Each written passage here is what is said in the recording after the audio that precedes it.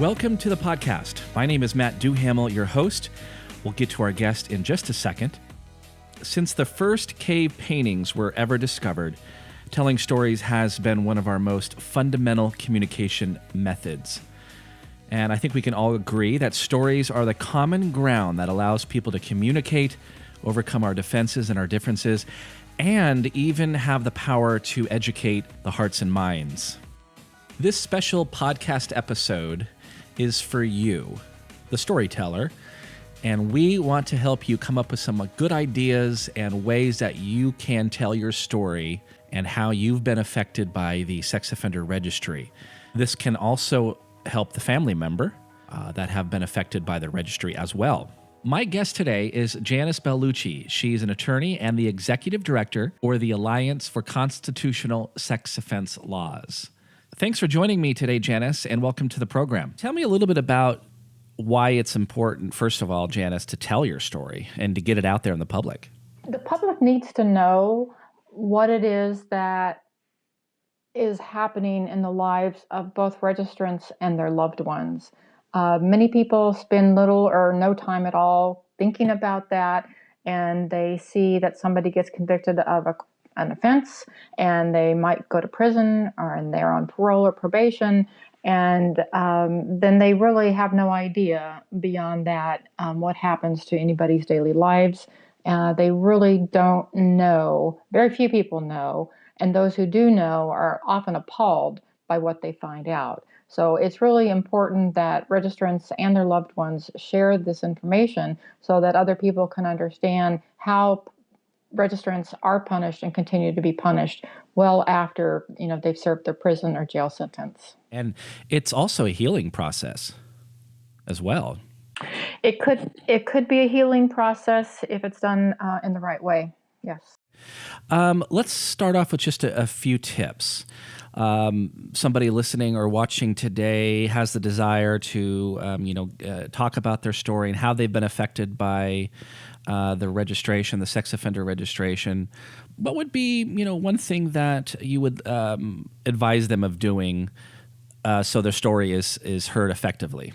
I think the very most important thing is to know your audience. So it's one thing to sit in a group like in a monthly meeting here in California, telling other registrants and loved ones about what you're experiencing. That's one audience. But, you can the whole spectrum here. You might be talking to somebody that you barely know. You might be talking to somebody you don't know at all, including going up to your state legislature or someday to the federal legislature and describing to them what you and your family have experienced. Those are very different audiences, and they absolutely have to be approached in a different way. Okay. And I'm just reading some of my notes here, and one of the suggestions is don't share in real time. Basically, don't do it right away after the event. If you were to start talking about your experience, and let's just say somebody who's been, recently released from prison, and they've had limited experience now with the outside world, and unfortunately some of our registrants are in prison for a very long time, and they may not know about technology, and they may not know what is, the requirements are. Example, for somebody who's on parole, they may not have any understanding whatsoever before they get out of jail or prison that they're going to have parole conditions first, and then second, the extent of those parole conditions. Again, you can imagine somebody coming out, they're out for 2 weeks and they're just getting slammed with, you have to go to this counseling session. Oh, we're going to, hook you up to a polygraph. You can't, sometimes you can't see your children right away. So, in California, you can't drink alcohol for the entire period of time of parole. And some people really find that difficult. Yeah. What about somebody that wants to talk about their story during probation? Or parole? You know what? I do encourage people on parole and probation to speak, but I would really advise that they wait a good 6 months to kind of the dust settles, because one of the things they're going to find out is other people have exactly the same parole conditions or very similar parole conditions. Number one. Number two is that if you if you comply with what your parole or probation officer is telling you to do, most of the time you actually get greater freedom after that first 6 month period. But but if you don't, then what's going to happen is you're going to have fewer freedoms. And again, you just don't have a big enough picture, I don't think, in the first 6 months to start talking about your experiences. Okay. And obviously, telling your story, either again being on the registry or a family member, is obviously not easy. It's scary. It's vulnerable. I mean, what other advice do you have? Well, what I tell people is that they need to practice. So please do not go on Howard Stern or a radio shock jock show, because they will basically cut you into little bits. They are not there to help you heal. Okay, what they're doing is they're trying to basically create fresh meat for their audience, and so by practicing, find the safest place you can to practice what you have to say. Most of us are not a fantastic extemporaneous speakers, and so we need to practice. And in California, we have monthly meetings around the state of California, in addition to which we have some phone meetings as well. A meeting like that, which is composed of only people on the registry and their loved ones, is a perfect way to get started. So if you have something to talk about, stand up at one of those meetings and talk about it. And that will give you some sense of what you have to say, number one. And number two, you're going to get positive feedback. And so the last thing you want to do is, in your first speaking appearance, is to speak to a hostile audience. And that's what I mean by Howard Stern and some of these shock jocks on the radio. So in order to do that, you really, really need to have a lot of skill. And you won't from the very beginning. I'll say that of myself. I mean, I've been doing this now for 7 years.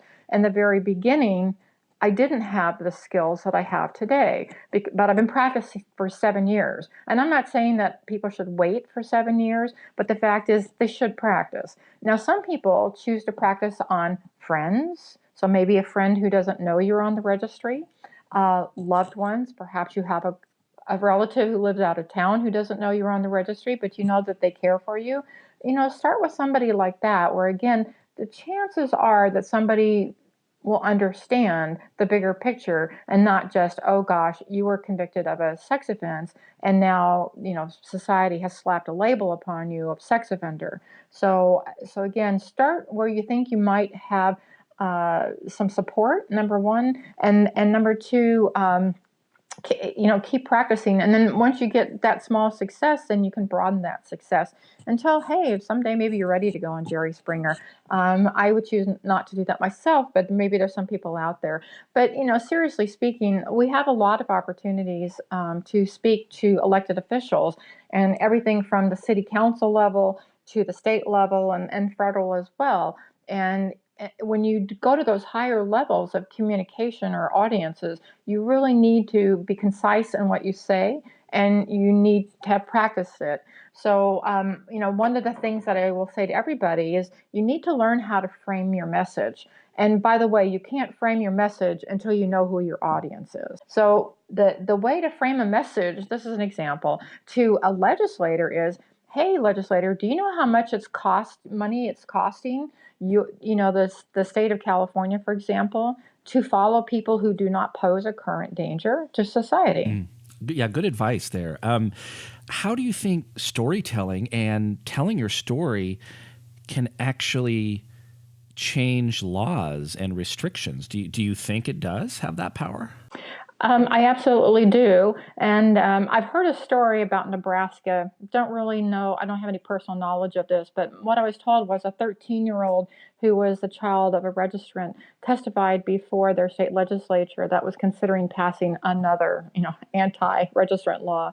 And she told about the impact that the existing laws had upon her family.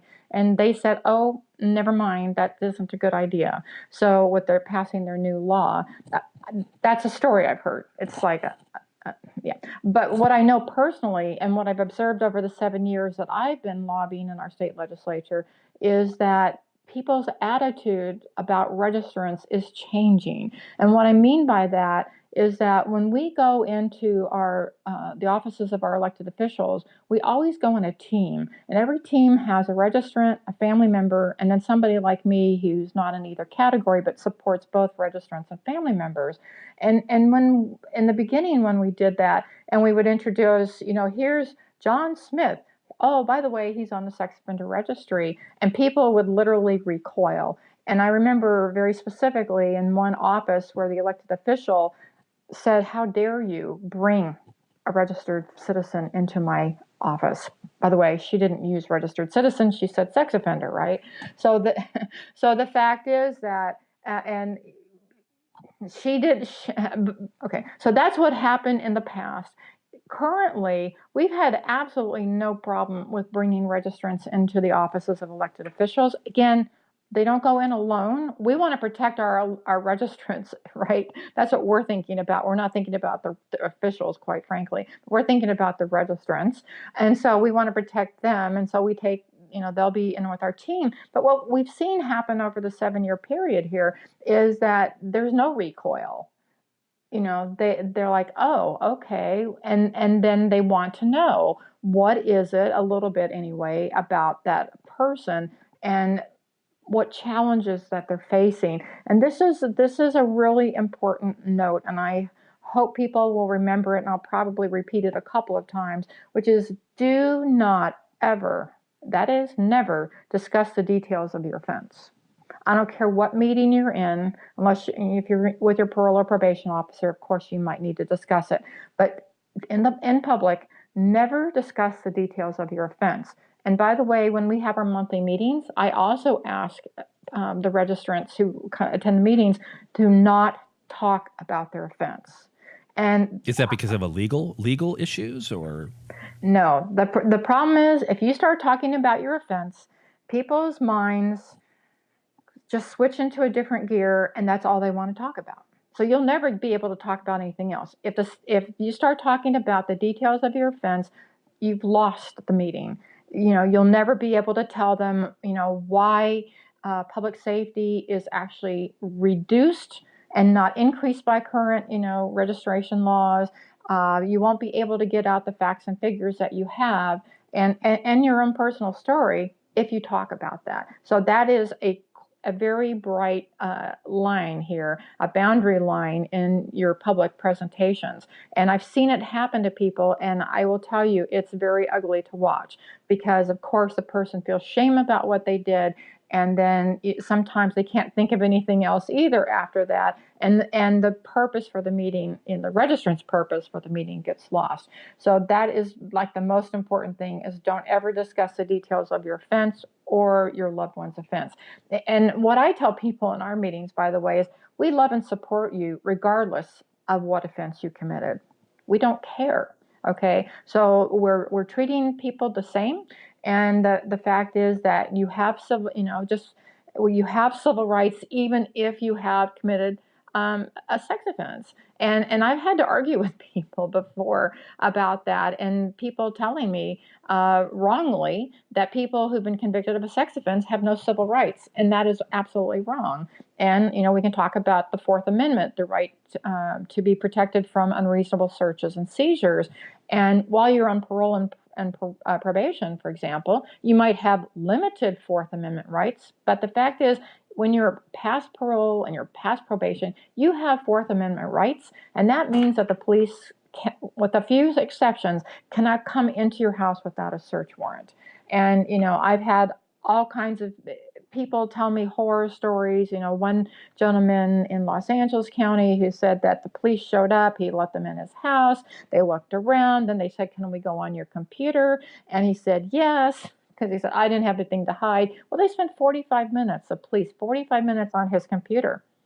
And of course, that was appalling to him, but he had said yes. And so those are the things that people need on the registry need to be reminded of. You still have civil rights. Now, having said that, most of the time, like if you're in a meeting with other registrants and family members, it's great to talk about your civil rights. It absolutely is. But I will tell you, there's a very limited audience for it outside of our community.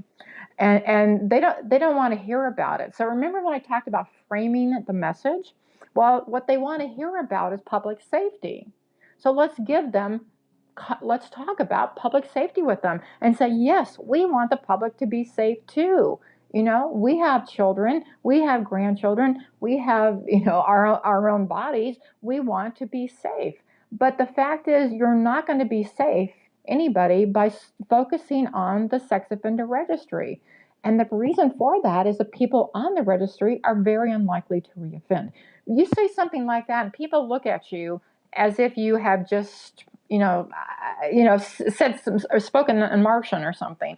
But but the fact is that it's enough for them to open up their door in their brain just a teeny tiny bit, and they'll ask you things like, "Well, what do you mean by that?" Or, "Can you prove that?" You want to engage them. You want them to start thinking, right, with their brain, and stop having this knee-jerk reaction, because it's so easy for people. They hear sex offender and many people think monster. And I've been in court before. I mean, with a judge in a public setting, this in a hearing, and this judge is telling me that everybody who's on the sex offender registry is a monster, and he was willing to say something like that in public. So, wow, if a judge is willing to say that in public, what's your next door neighbor, might say, or something like that. So, the fact is that we have an opportunity here, and I think we actually even have a requirement to educate the public. They don't know who people on the registry are, and they need to find out, because once they find out, most of the time they go, "Well, I know who you are, and I know you're not a monster. I wonder about those. I wonder about those other people on the registry too." And you know what, Matt? I think about the gay movement many years ago, even decades ago, and I happen to have a family member who was gay, and the issue about the gay community is, for a while, a long while, people thought that anybody who was gay was a monster, right? And so there's that, and now people think differently. Most people think differently. So that's, and the way they got from point A, all gay people are monsters, to point B, no, gay people are not monsters, I believe has a lot to do with people telling their stories, telling their members of their families, their neighbors, their loved ones that, hey, I'm gay, right? Humanize it. Definitely humanize the situations. Stories can be told anywhere. Your story can be told. It doesn't have to be this elaborate, huge presentation. But my point is, some people may have the desire to get on social media, mention something about their being on the registry, or a family member might mention, "Hey, my son is on the registry," and there could be some backlash. And I've seen it. I've seen the shaming going on social media. I've seen the issues that can arise. So, what advice would you have on that if someone says, "Hey, I want to talk about my situation on social media"? Well, my advice is to be careful and cautious about it, because it can be vicious. It's not just our issue either. I'm not sure that I would encourage people to do that. Um, if you're a registrant, I think it's much safer if you're the family member of a registrant, right? So what can people call you? "Oh, you're the mother of," right, a sex offender. "Oh, you're the wife of a sex offender." And the person, is strong and can say, "Yeah, so what?" Not only is my son a registrant, my son is also, and then what else, what else he is? He's a great, he's a great poker player. He's a great dad. I was gonna say, he's volunteers by picking up trash on the side of the highway. Those kinds of things. So broaden people's horizons and let them know something about the individual more than they're on the sex offender registry. And if only people would stop and think about, what does that mean? Somebody's on the registry, and why is that important if somebody's on the registry? And most people, they think that if somebody's on the registry, that they're likely to reoffend, We have so many statistics that show that is not true. People on the registry are very unlikely to reoffend. There may be a few people who do reoffend, but most people on the registry don't reoffend. And the problem is, if people are focused on the list of individuals on the registry and think, oh, if only I keep my children away from that list of individuals, my children will not be in harm's way. Well, they're absolutely wrong. So the fact is that it's over 90% of perpetrators of sexual assault upon children are family members, teachers, coaches, and even members of the clergy. So, folks, parents, if you really want your kids to be safe, that registry gives you a false sense of security. Definitely. I agree with that. And there are statistics that show that.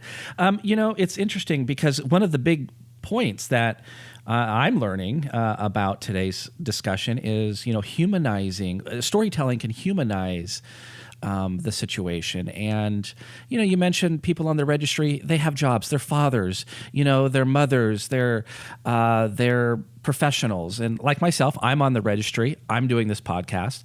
I've done films. I'm a father.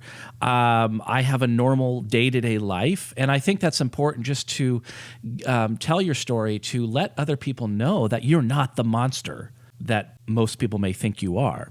Absolutely. How about the flip side, which is you're a productive member of society, mm-hmm. and you do not pose a current risk to society.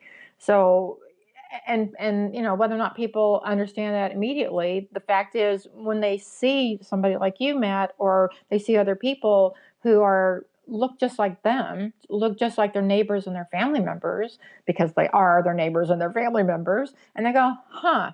Maybe I need to rethink this.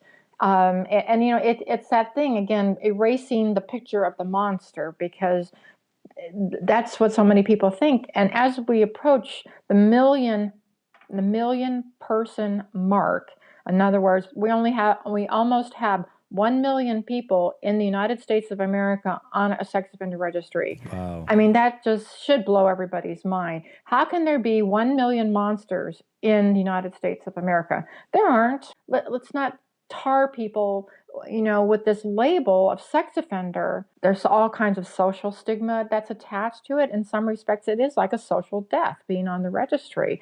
So you're basically having to pull yourself up out of a very deep hole. The luckiest registrants are the ones who have family members who understand, who support, and continue to love them.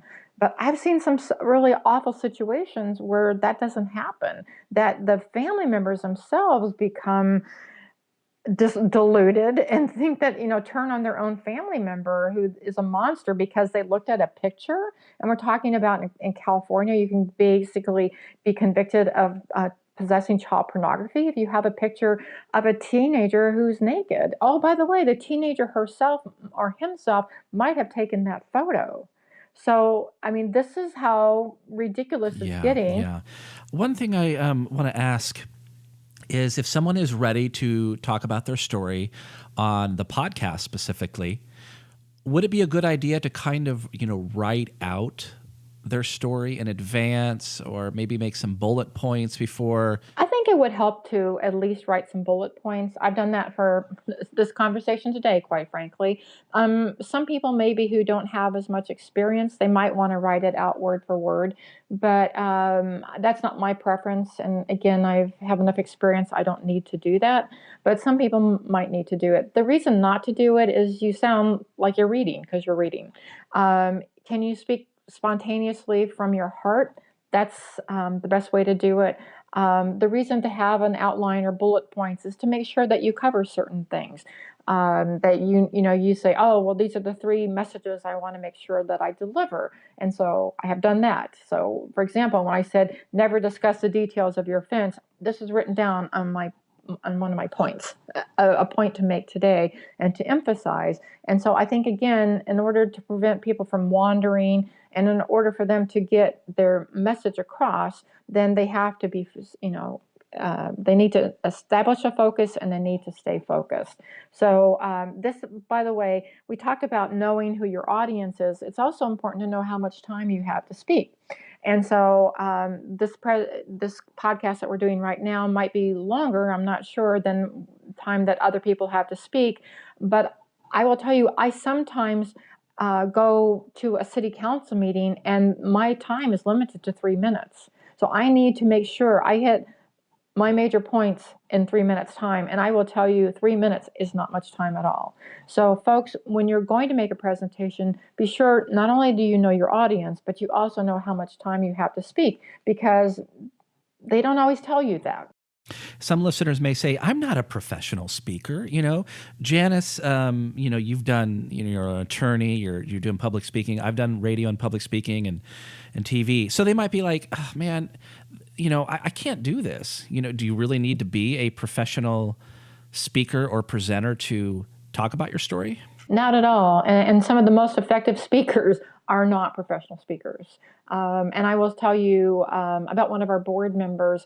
And when she first joined us in the state legislature, my mouth was agape because she was so effective in what she had to say. And you know what? She was speaking from her heart. She was talking about, in fact, she's the one that came up with the phrase false sense of security to describe the registry, because she was one of those parents that thought if only she kept her children away from the monsters on the sex offender registry, that her children would be safe. And that turned out not to be true.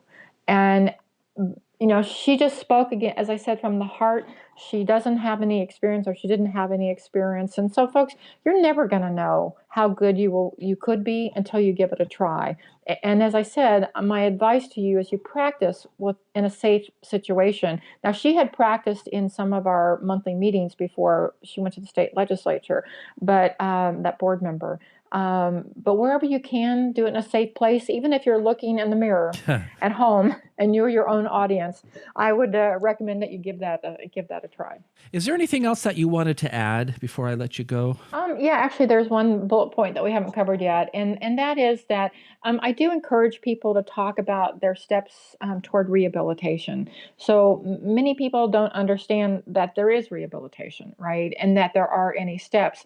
But without going into a lot of detail, talk about the fact that you've gone to counseling, and even if you don't think highly of the quality of the counseling that you're getting, some of it being required by law, the fact is you've gone to counseling, right? You've done this, you've done that. You've lived with 100 parole conditions for 3 years successfully, including in California not being able to drink alcohol. So a lot of people don't have any idea, right, that there are steps that can be taken, and to rehabilitate yourself. Another one of my board members is, I'd say, a poster child for rehabilitation, in that after he went to prison for his sex offense, and he came out and he's like, you know what? That's not who I really am. He figured that out. What he did is not who he was. And he said, I'm going to change my life.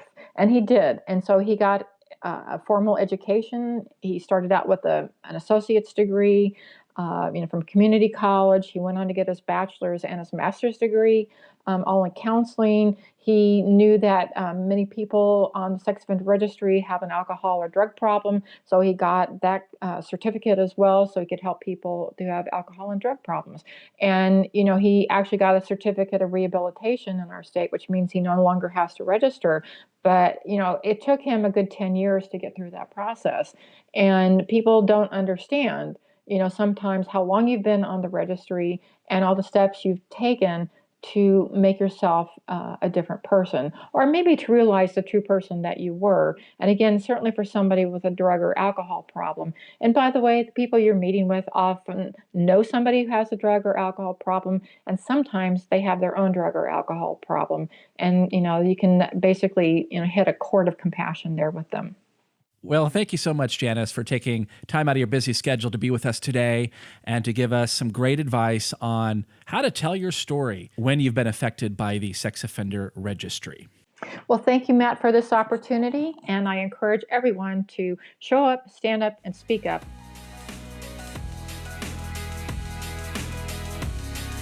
If you'd like more information about the Alliance for Constitutional Sex Offense Laws, you can go to their website. It's all4consolaws.org, and I can spell that out for you. ALL, the number 4, CONSOLAWS.org. And if you'd like more information about Women Against Registry, the website is womenagainstregistry.org. I've been your host, Matt Duhamel, and join me next time on the podcast.